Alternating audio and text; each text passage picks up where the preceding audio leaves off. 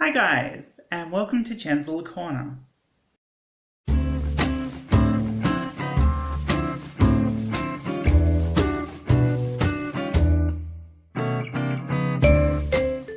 Today I have my mum with me, and you guys sent a few questions and I'm going to ask them to her.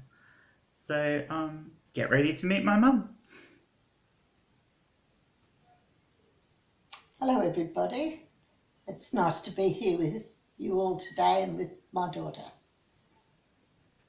How much of a pain was I as a child? To me, not a pain at all, but I think your siblings might have thought differently to me. I guess I spoilt you because you were my baby, but no, you were more a pain when you got into your teenage years. Are you okay with me being LGBTQ+? Of course I am. Yes, that's fine. It was a bit of a shock when I first found out, when you first told me, and it took me a little while to get used to it. But no, you're happy, I'm happy. Yeah, what was hardest for you about it? One of the things was telling other people that were really close to us, and having to explain it. That was probably the hardest thing I ever did.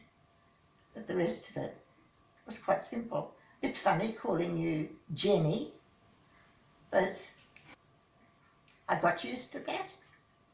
No worries at all. I think pronouns took longer, didn't they? Yes, I think they did, yes.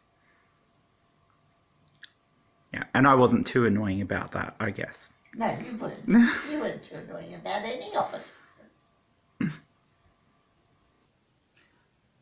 What did you think when I first came out as being an atheist?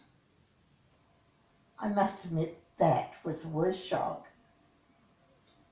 than the one you'd given me all those years before. And it was something I wasn't happy about. And in my heart, I'm still not happy about it. However, I accept that that's what you feel and that's how you are. And that's all there is to it. I'm happy with what I've got, and I always will be. Did you realise that I was an atheist before I actually told you? No, I did not, because you had, as a child and as a teenager and as a young married woman, yes, you were all for the Christian faith. And then all of a sudden, out of the blue, you tell me you're an atheist. How do you pick up there to take that? It was an awful shock, a much bigger shock than when you said That I was trans. transitioning. Yeah. Do you think that I'm going to hell? No, I don't actually believe in hells as such as that type of hell that people talk about. No, I think there's a nearness to God, and I think God looks after us all, and that's how I feel. But I don't think there's such a thing as you going to hell, and I don't think anybody else goes to hell either.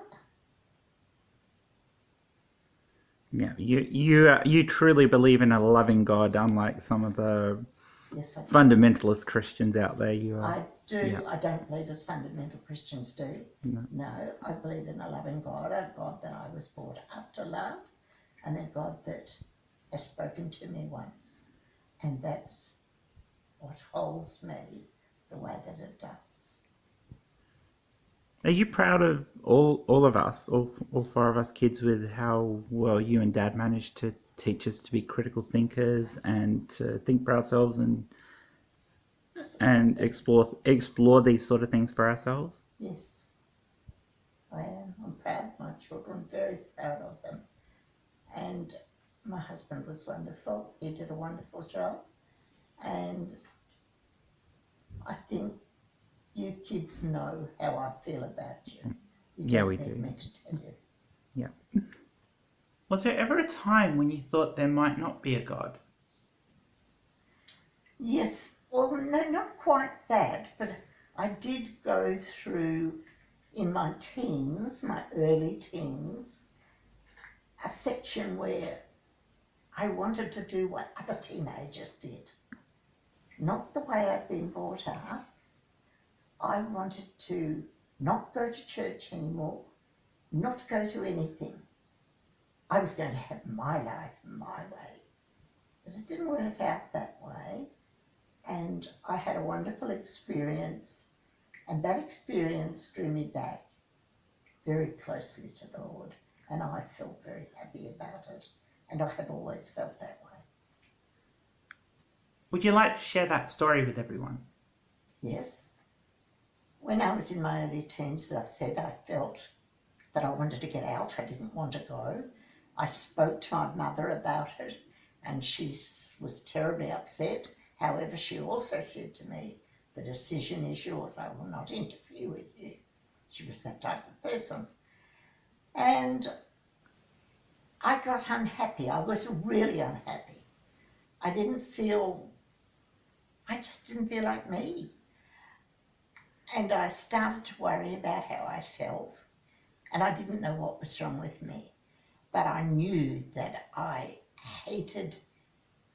don't know what it was I hated, but I hated something about me and about how I felt.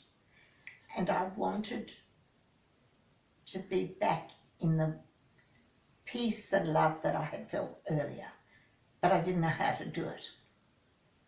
And one day I was coming home from the bus station where I'd been dropped off from high school, and I was walking past the cathedral in Kalgoorlie. I lived in Kalgoorlie in those days, and I walked past the cathedral and I thought, I'm going to look in there. It's where I had gone to church in my youth. And I went quietly in. It was nobody in there. I went in and I sat down in one of the pews, and I felt I got to talk to God. And I did. And I talked to him and asked him. And I felt peace, total peace come over me.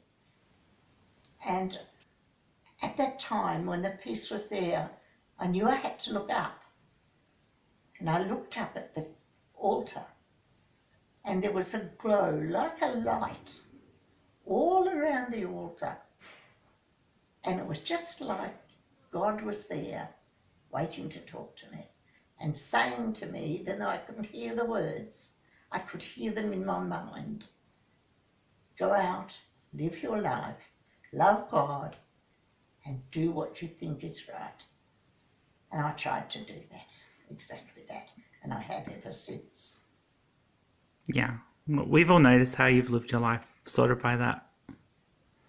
That's how I feel. And it's been inspiring, I think, for all of us kids. Yeah. I'm close to the Lord, and I accept everybody. I try to accept everybody. Gives me peace. Cool. Thanks, Mum. You're welcome, darling. Alright, thank you guys for joining us. This has been lovely. I will see you in the next one. Please remember to like and subscribe, and whatever you do, please don't choke on the selfie stick.